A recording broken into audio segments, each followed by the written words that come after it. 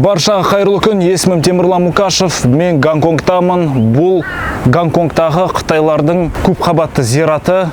Енді мұнда жер тапшы болғандықтан, олар қайтқан адамдарды осылай өртеп, кішкентай жерлерге жерлеуге тура келеді. Ендеше Гонконгтағы зират басынан жаңа шығарылымды бастайық.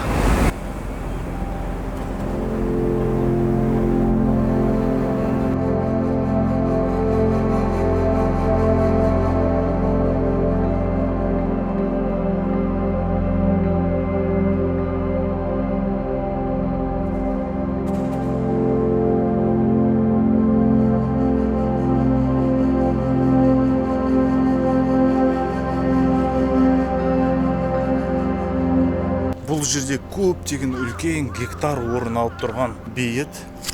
Мына жерде қараңыздар, осындай мәйіттер бар, бейіттер бар. Біздікіне кішкене ұқсасты, андай біз үйреніп қалған деген сияқты. Міне мына жерде адамдар зираты жерге көмілген болса керек. Айтпақшы, осылардың барлығы мәңгіге емес, уақытша, орта есеппен 7 жылға. 7 жыл осылай денесі көміліп жер астында жатады. Бұл жерде қайтқан, көмілген жатқан адамдар мәңгі жатпайды. Бұл жерде жалға алған осы орындардың барлығын 7 жылға жалға алады. Сосын 7 жылдан кейін сүйек әбден шіріп, еті кетіп, сүйегі қалғаннан кейін барлығын қазып алады да крематорийға апарып өртейді. Сосын оны адамның күлі болып, оны кәдімгі бір қораптарға, жаңағы жәшіктерге сақтайды. Ұяшықтарға. Сол жерде де олар жалға алады. Енді барынша ұзақ сақтауға тырысады оның ұрпақтары. Бұл жерде қараңыздар, 3 адамның мәйіті жатыр. Осылай жалға алған балдары, немерелері дегендей, аға туыстары. Біреулері сосын осынан алып шығып, өртеп, вазаға салып, үйге алып кететіндері де болады. Демек, түсінесіздер ме, бұл жерде тірі кезінде өмір сүруге жер жоқ, өйткені жер тапшы. Қайтқаннан кейін де көмілетін, жататын жер жоқ, өйткені жер тапшы. Негізі қытайлардың дәстүрі бойынша олар да жерге көмеді адамдарды. Енді жер аз болғандықтан дәстүрді сақтау мақсатында жай ғана 7 жылға ғана көмеді. Яғни былайша айтқанда дәстүрді, мәдениетті кішкене былай айналып алдағандай сәт 7 жылға көміп, өйткені 7 жылға ғана жалға береді. Артында өйткені үлкен бір кезек қалыптасады. Кейбір адамдар моргта бірнеше жыл бойы сақталып жатады, осы жердің астына беру үшін. Адамды көметін жер жоқ, сондықтан моргта жатады адамдар қайтыс болған. Біреудің 7 жыл біткенін күтеді. Мысалы, біреуде жататын 2 жыл қалды, соның орнына сосын олардың кезегі келіп жатады. Яғни бұл адамдар бұл жерде бірінші емес жатқандар. Мысалы, мына жерде 3 адам, мүмкін бұл жерде олар бірінші емес. Олардан кейін де бірнеше адам жатады.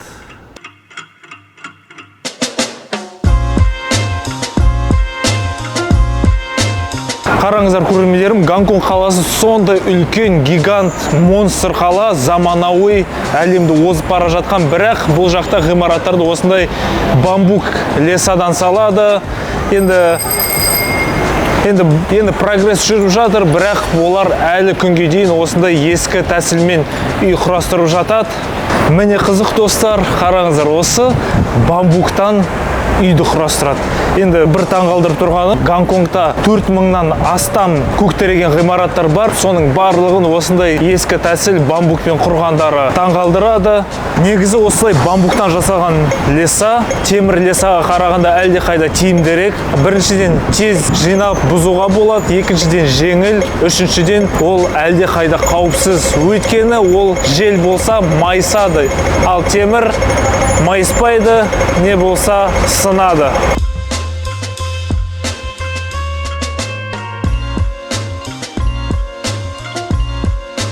Көрермендерім, енді мен қағаз бастырумен айналысамын, документтер бастырам. Соның арасында түйіндеме жазатын едім бұрын. Сол кейбір адамдар маған келіп, жұмыс тәжірибесін жазып жатқанда лесомонтажник деп жазады. Мен сол кезде не елестетем деп ойлайсыздар. орманда ағаштарды шауып, ағаштарды өңдеп, сонымен айналысады деп ойласам, лесомонтаж деген осындай құрылысқа арналған лесаларды, яғни орманды құрып бұзатын адамдар екен. Сондай мамандық екен. Сонымен қатар, неге осыны орман дейді, неге леса дейді? Өйткені міне бұрыннан бері темір лесаларға дейін ағаштармен жасап жүрді, соның барлығын леса деп айтады, орман деген сияқты солай қалыптасып кетті. Содан енді қазір строительный леса, құрылысқа арналған орман дегендей сияқты айтылады. Жалпы көп тілдерде сол орман деп айтылады.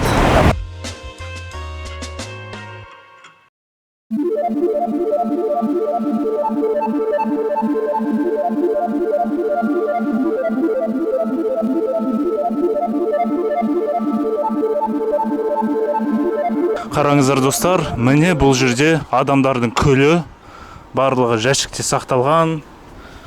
Бұл жерде де көріп жатқаныңыздай түрлі сувенирлер, гүлдер осы жерлейді бұл жерге. Міне бұл жерде 3 адамның күлі жатыр дегендей, мысалы. Бұл жерде жұп. Енді бәрі қытайша, түсініксіз. Неше жасында дегендей. Маған мысалы қалайша бұл қызық деп айту дұрыс па дұрыс емес, бірақ дәл осы ұяшық қызық болып тұр. Бургер, торт, беседка, нан, тағы да басқа осындай ойыншықтар, покемон ба. Мысалы кезінде бұл қыз осы Гонконгта жүрген, жұмыс істеп, оқып, метромен, кафеде отырып, кофе ішіп дегендей, бірақ қазір оның жанып кеткен күлі осы ячейкада жатыр. Нумерацияларды көріп тұрсыздар, 0542, 0543, 0544 деп, A26 деп, солай бәрі жазылып тұр. Міне осы ескі фотода осындай кеспе, жеміс жидектер, тағы да донер ма не мынау. Сондай бір түрлі ойыншықтарды әкеледі. Енді не болса да осы адамдардың жатқан жері, сонымен қатар оларға ашылатын көрініс өте әдемі. Қараңыздар қандай көрініс. Үлкен тауға, көптеген үйлерге, орманға, сол тауларды жауып тастаған бұлттар, осындай әдемі жерде жатыр негізі. Қазір енді жаңбыр жауып тұр. Бұл жерде бұл жағынан да барлығы қарастырылған. Мына жерде пластикалық құбыр, сонымен қатар су кететін арнайы осындай каналдар бар, қарастырылған бәрі. Бұл жақта да арнайы каналдар, өткіншілер. Мына жерде қараңыздар, тропикалық табиғаттан осылай бетонның үстінен өсуде осылай етіп.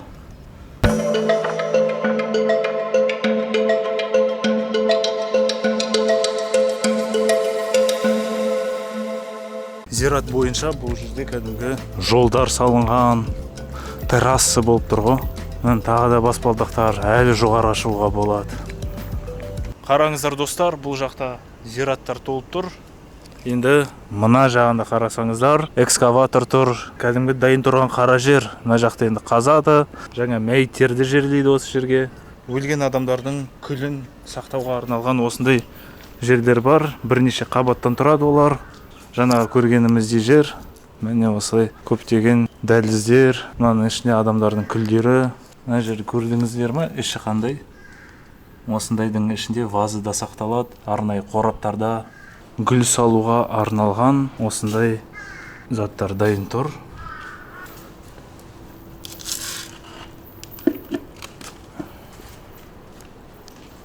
Анау жерде және бұл жерде жаңадан көмілген зираттар байқалады. Енді осыны тек абаттандыру қалды.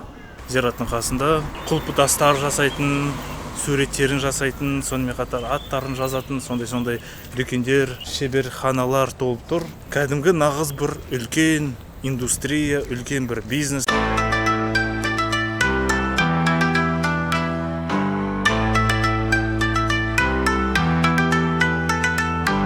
Қараңыздар көрермендерім, бұл жақта газеттерді көп оқиды және соңғы жағдайлар бойынша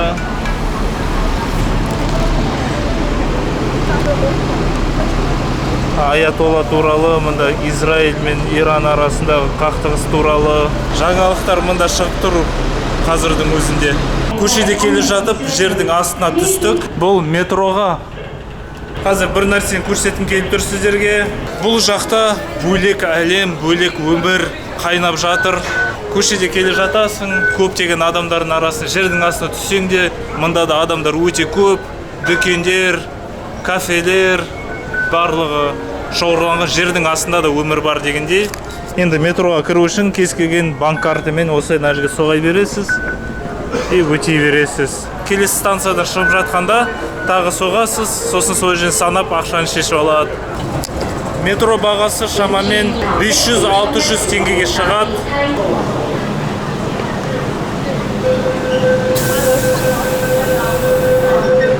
Үлгермедік. Мында метрода қызыл жолдарда барлығы қызыл түсті болады, жасыл жолдарда жасыл түсті, сары жолдарда сары түсті болады. Пойыздардың ішінде дизайны. Достар, мында ауа райы соншама ыстық емес, ылғалды, терлей бересің, сондықтан енді бір душқа түспесең болмайды. Енді мен душқа түсіп болғаннан кейін қонақ үйдегі орамалдарға, сүлгілерге сенім жоқ, сондықтан өзімен бірге саяхатқа арналған осындай өте кішкентай сүлгін тасып жүрмін. Бұл сүлгі суды өте жақсы сіңіреді, кәдімгі губка сияқты. Мен беткенде болды. Шашым қазірдің өзінде құрғақ болып қалды. Мынаны қараңыздар. Болды. Барлығы құрғақ. Енді осы сүлгі өте тез келеді.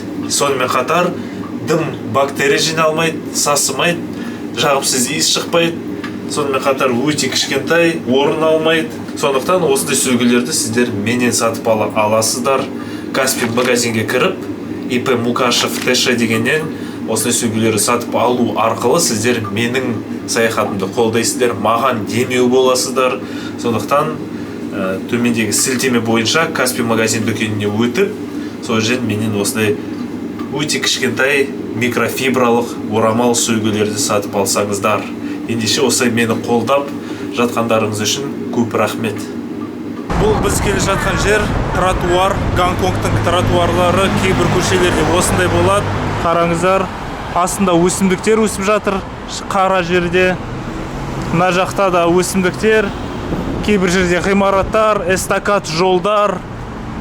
Бірақ адамдар жүретін тротуар бір саты жоғар, арнайы көпірде орналасқан. Сонымен қатар жолдың анау жағына өтем десеңіздер, міне көпір, әне көпір. Осылай көпірлер өте көп. Қараңыздар достар, бұл даңғыл сіздерге таныс па? Мына қараңыздар, осында үлкен ғимараттардың арасында, үлкен даңғылда адамдарға арналған көпірлер. Міне бір көпірдің үстіндеміз. Ана жерде тағы көпір тұр, қараңыздар. Естеріңізде болса, 2019 жылы бұл жерде үлкен миллиондаған митингтер өтті Гонконгта. Өйткені Гонконгтың билігі экстрадиция туралы заң қабылдайын деп жатты. Бұл заң бойынша Қытай билігі Гонконгтан кез келген азаматты Қытайға экстрадиция жасап, соттай алатын еді. Ал Гонконгта Қытайдан қашқан көптеген оппозиционерлер осында пана алып отырған еді. Енді бұл заң көптеген оппозиционерлердің өмірін қиятын еді, бас бостандығынан айыратын еді. Сонымен қатар бұл заң Гонконгтың бостандығына қауіп төндіріп тұрды. Сондықтан бірнеше ай бойы миллиондаған адам осы көшеде шығып бұл заңға қарсы митинг жасаған. Енді сол кезі Гонконг билігі, Қытай билігі интернетті Гонконгта өшіріп тастады, және гонконгтықтардың тапқырлығы мені таң қалдырды. Олар арнайы қосымшаны ойлап тапқан, Bluetooth арқылы бір-бірімен хат алмасу үшін. Яғни мысалы, мына жердегі адам анау жақта 5 километр жердегі адаммен өте оңай хат алмаса алатын еді. Барлық адамдар митингте жүргенде Bluetooth'ды қосып қояды, және 5 километр жақтағы адам хатты жібереді. Арнайы Bluetooth мессенджер арқылы 5 километр бойы бұл хат Bluetooth арқылы бұлай бірнеше секундта бұл жақтағы адамға жететін еді. Осындай керемет қосымшаны ойлап тапқан. Осы митинг мәселесі немен аяқталды? Ақыры Қытай билігі барлығын басып тастады, активистерді соттады, митингті тоқтатты. Бірақ экстрадиция туралы заң күшіне енген жоқ. Енді біз Джеки Чан мен Брюс Лидің киноларын көріп өскен адамдармыз, сондай ұрпақпыз. Бұл кинолар осы Гонконг қаласында түсірілген, басым бөлігі Брюс Ли жекпе-жек өнерінің аңызы, бүкіл әлемге Гонконгты әйгілі еткен адам. Ол 1940 жылы ақш-та дүниеге келгенімен бала кезінен Гонконгта өсті. Осында кино саласында қадам басып, танымал болып, шығыс жекпе-жегін бүкіл әлемге танытты. Қазір Гонконгтағы Цим Ша Суй жағалауында Брюс Лидің ескерткіші орналасқан. Ол қаладағы байқап тұрғаныңыздай ең танымал жерлердің бірі.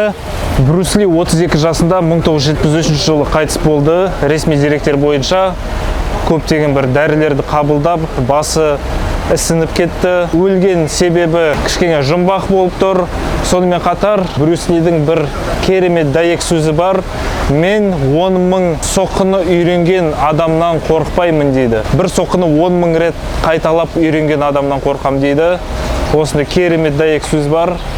Енді базарда жүргенде көптеген ұлттың, көптеген нәсіл адамдарды көресің. Қарасы, ағы, еуропалықтар, сонымен қатар хиджаб таққан Индонезия, Малайзияның қыздары. Базар жақта осылай аяқ асты бір дүкенге тап болдық. Іші адам толып тұр, соған кіріп келедік. Бұл жақта қараңыздар, андай түрлі заттарды арзан бағада сататын сондай дүкен болса керек. Вентилятор, телефонға арналған, косметика, оқу құралдары, ыдыс аяқтар. Тіпті бірнеше қабаттан тұрады. Түрлі категорияға сатыға бөлінген әр қабаттарға. Енді бой ойлап қарасақ, керек бір зат ондай жоқ сияқты. Керек болғанның өзінде де үлкен зат болса, оны бірге алып кете алмаймыз бәрібір. Сол дүкен әлі.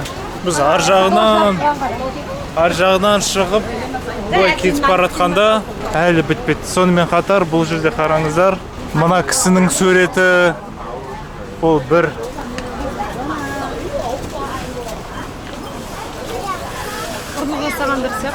бұл кісілердің суреті, бұл дүкеннен ұрлық жасаған адамдардың суреттері. Қараңыздар достар, кассеті мен дисктарды сататын дүкендер әлі күнге дейін істеп тұр. Сұраныста бар. Бұл жерде ескі моншақтар, тастар, сонымен қатар тиындар да бар. Сонымен қатар мөр бар.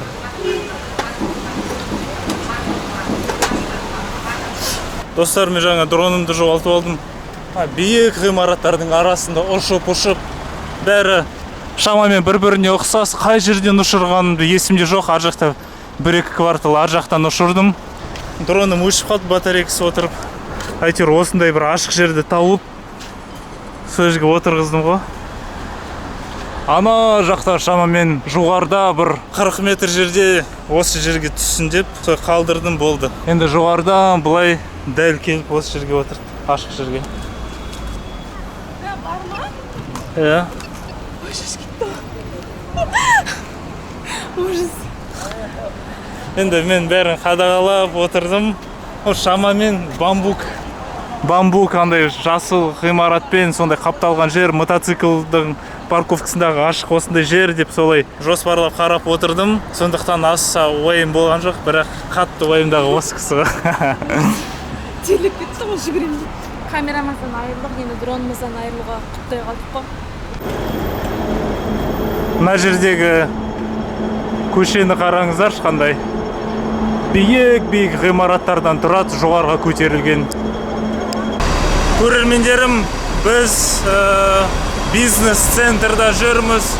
Бизнес орталық көшелері, кілең заманауи биік ғимараттар, әлем бойынша танымал инвестициондық компаниялардың штаб-офистары, кілең әйнек ғимараттар. Сондай зәулім, үлкен, мына жерге мен сенімдімін. Күндіз ешқандай күн түспейді. Түссе тек қана әйнектердің сәулелері арқылы рикошетпен ғана түсетін болар. Көптеген адамдар костюммен жүреді бұл жақта, чемодан ұстап дегендей. Енді артындағы көріністі қараңыздар. Қандай әдемі көрініс. Білмеймін, маған ұнайды. Біреулерге ондай ұнамайды, бірақ маған ұнайды. Ғимараттар әсем, сәнді, әдем болып тұрса, неге жасамасқа солай. Қараңыздар, қандай Mercedes, тағы бір машина. Мына жерде Porsche Cayenne, мынау BYD екен, мына жерде Volvo. Нені қара, мұрынды қара. Айтпақшы достар, бұл Гонконг қаласының, Гонконг автономиялық мемлекетінің туы осындай болады. Бұл жақта енді адамдар көп, бір соңғы модамен киінген адамдар, басқа бір ұлттардың адамдары да көп. Мына жерде эскалаторға мінудің өзі кезекпен, ал кезек мына жақтан басталады. Кім соңғы? Біз соңғымыз. Мұнда бір ғимараттан екінші ғимаратқа осындай көпірлер арқылы өтесің. Тек жермен ғана емес, сонымен қатар екі ғимараттың арасында, 3-4 ғимараттың арасында көпірлер бар.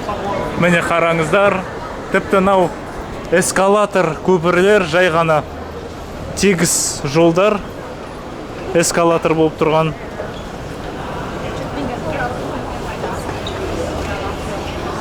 Міне қызық. Қараңыздар. Жай ғана көшеде эскалатор. Осылай тұрасың. Осылай өтіп бара жатырасың келесі эскалаторға. Және ана жа адамдар тамақтанып отқанын қарайсың. Қызық екен достар, қараңыздар. Жаңа біз осының үстімен жүрдік. Енді жолдың үстінен жол жасап қойған ғой. Астында да жолдар бар.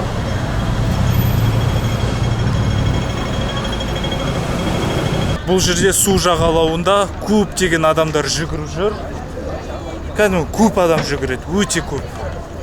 Тіпті жазылып тұр ана жерде кросс-стрит деп, ран-стрит деп жазылып тұр. Осылай енді адамдар кәдімгі жүгіріп жүр. Сонымен қатар жуынуға арналған жерде қарастырылған, мынаның ішінде душ бар. Жүгіріп болғаннан кейін душқа түсесің де кетесің, сосын үйіңе метромен ба, автобуспен ба, мына жаққа адамдар, яғни қоғамдық көлікпен келеді жүгіру үшін. Өйткені бұл жақта инфрақұрылым жүгіруге арналған, керемет етіп қарастырылып жасалған. Біз бір аралдан екінші аралға жүзіп барайын деп жатырмыз. Бұл мырза көмектесуде. Окей. Бұл жақта кәдімгі қоғамдық көлік қой, $5 ғана тұрады. Автобус, метроның бағасы бірдей. Бұл шамамен бір 300-400 теңге. Бұл жерде паром келді. Қазір адамдар шыққасын, біз кіреміз. Кеттік, жүгірейік.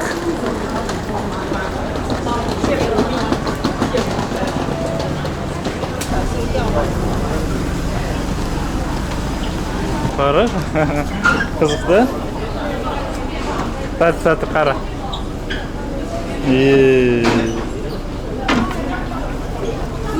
Қызық. Осылай кішкене ондайды көрмедік біз. Осындай паром, былайша айтқанда кішкене ескілеу, өмірді көріп тастаған, бірақ бәрі істеп тұр. Ал босқа отырмай бір шолу жасап жіберейік. Мұрны болса, тұмсығы болса осындай. Мына жерде осындай. Мынау көтеріледі. Көтерілмейді екен. Камера бәрі бар. Байқап тұрғанымдай, барлығы бір қабатты. Төменгі қабатқа жол жабық. Арт жағында не бар екен?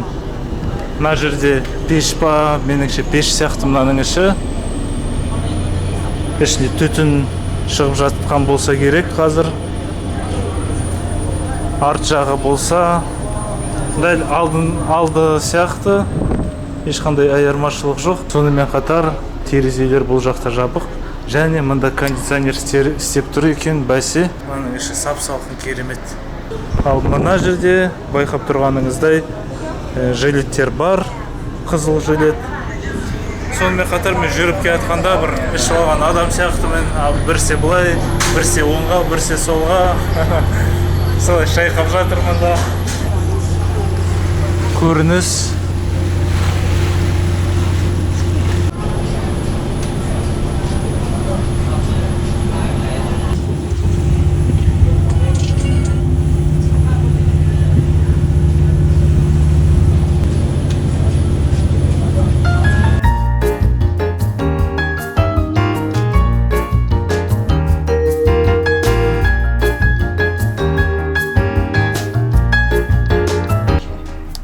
don't touch Yes. here, yeah? Yes, we're wearing the best scarf.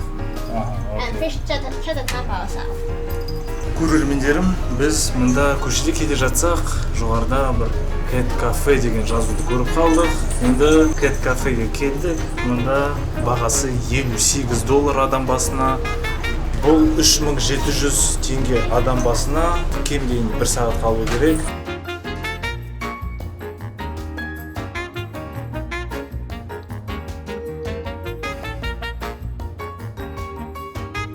Мен Жапонияда көрген мысықтар кафесі әлдеқайда қызығырақ, үлкенірек болған еді. Бағасы жағынан екеуі де арзан емес енді. Бірақ анда мысықтар өте көп болды. Мұнда мысықтар саны аз. Кейбіреулеріне тиюге болмайды дейді. Мысық жоқ айналада. Ана жақта біреулер ұйықтап отыр, мына жерде бір-екеуі жүр. Болды. Айтпақшы, жаңа тәпішке бергенде маған аяғыма сыймағандықтан шұлық берді. Бұл жақтың адамдарының аяқтары кішкентай ма.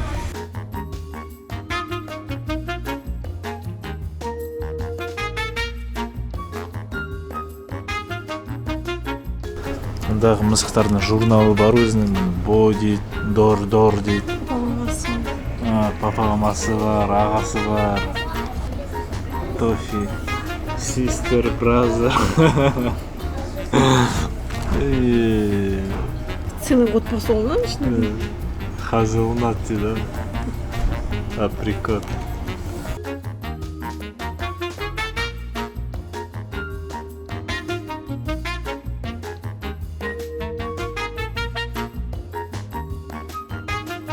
Қайырлы күн көрермендерім, қазір сағат таңғы 11. Сыртта жаңа жаңбыр жауып тұрды. Қазір ашылып, бірақ тағы жауады. Осылай Гонконгта ауа райы өте құбылмалы. Енді біз осы номерден кетіп бара жатырмыз. Жалпы Гонконгтан кетіп бара жатырмыз. Көрші қала Шэньчжэньға.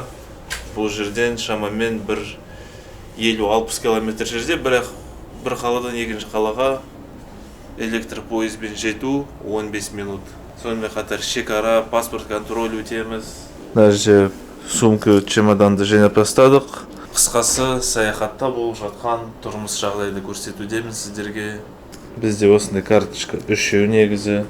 Мәні біреуі, мәні тағы біреуі. Ал үшіншісін біз өзімізге салып алдық, алып кетеміз өзімізбен бірге. Бұлайша айтқанда сувенир болып қалсын.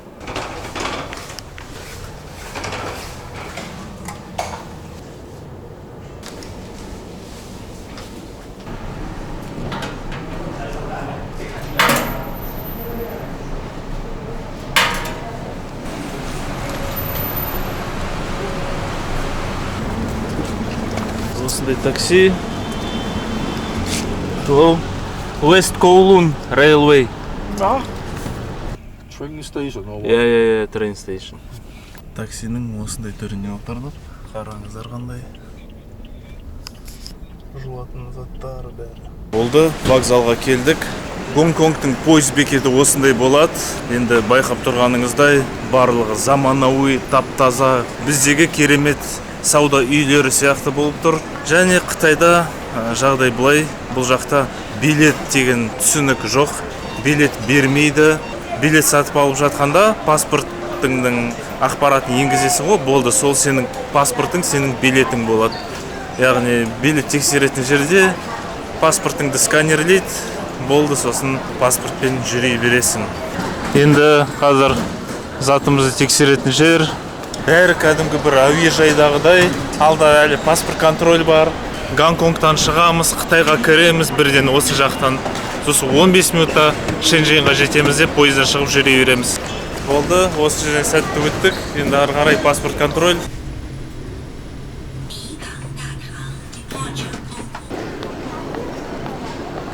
Болды, паспорт контроль. Гонконгтан өттік. Енді алда Қытай. G58 at gate 14A, 14B. Болды, осылай енді пойызға бара жатырмыз. Біздің билетіміз, біздің паспорт бұл жақта. Біздің вагон 2, 4-ші орын.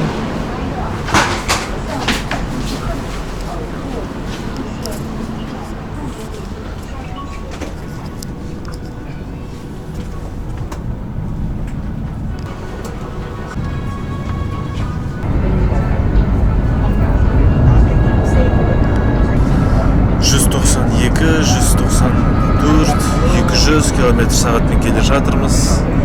Енді Гонконг пен Шэньчжэнь арасы шамамен 40-50 километр. Осылай 15 минутта жетеміз. Ал біз қазір келе жатқанымыз туннельдің ішінде. Так болды достар, біз Шэньчжэньдамыз. Футен деген ауданда. Енді қазір қонақүйге жету керек. Қараңыздар, мына жерде робот тұр. Ал міне Қытайдамыз. Енді осыдан бір жыл бұрын мен Қытайда болдым.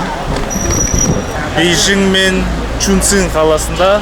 Енді қазір Шэньчжэнь қаласындамын. Бұл Шэньчжэнь қаласы. Машиналар қараңыздар, оң жақпен айдайды. Машиналар жүргенде оң жақпен жүреді. Жүргізушілер айдағанда сол жақта отырады. Ал көрермендерім, біз жаңа қонақүйге жайғасудамыз. Енді рум-турасы жіберейін. Осы келе жатасың да 83-30-ға бұрыласың. Міне осы біздің бөлме. Мына жерде душ, әжетхана, раковина. Сонымен қатар бөлме болса осындай үстел бар, орындықпен. Мына жерде шкаф, тағы бір үстел, тағы осындай полка бар. Қалаға көрініс деген осындай. Терезе ашылады, кондиционер бар. Кәдімгі жақсы етіп дем келіп жатыр. Өйткені бөлме тар емес, кең. Сонымен қатар терезе ашылады. Әйтпесе Гонконгта өйткені барлық бөлмелер сондай өте тар. Тек қана керует қана сыятын арзандары. 2 есе арзанырақ Гонконгтағысынан, сонымен қатар үлкен. Ал көрермендерім, енді Гонконг туралы шығарым осылаймен аяқталуда. Мен әдейі Шэньчжэньге келгенімізді көрсетудемін. Алда әлі саяхаттар болады, әлі видеолар көп шығады. Сондықтан арнама тіркеліп, жазылып, жаңа видеоны күтіңіздер. Ендеше келесі видеода көріскенше.